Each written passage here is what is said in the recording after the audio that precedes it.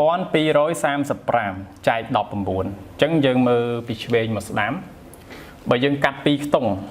12 តូចជាង 19 ចឹងយើងត្រូវកាត់ប៉ុន្មានខ្ទង់ 3 ខ្ទង់ 123 ចឹង 123 មួយទៀត 19 អញ្ចឹងយើងត្រូវដាក់ប្រមាណកន្លែងដាក់នេះពិបាកចឹងហើយបានយើងត្រូវចេះប៉ានស្មានមិន 19 នេះយើងឡើងមួយទៅយើងយក 20 ទៅណាប្រហែល 20 ទៅអានេះបើនេះឡើងអានេះយើងបន្ថយមួយមកវិញមកចឹងមានអក្សរប៉ុន្មាន 120 ប្រហែលអញ្ចឹងយើង 20 គុណប្រមាណស្មើ 120 6 អញ្ចឹង 6 ពីរដង 12 120 បាទអ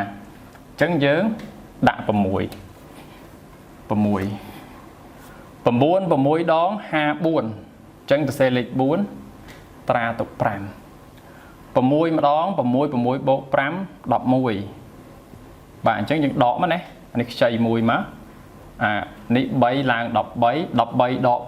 4 សល់ 9 អានេះ 0 អស់ហើយទម្លាក់ 5 95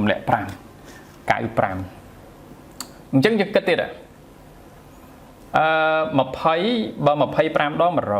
អញ្ចឹងវាលើសតិចតួចប្រហែលបើសិនជាយើងសាកដាក់ 5 សាកមើលបើយើងដាក់ 5 9 5 ដង 45 5 ម្ដង 5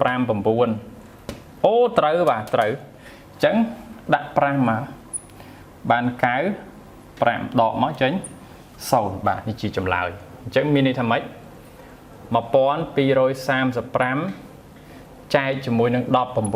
19 ស្មើនឹង 65 បាទ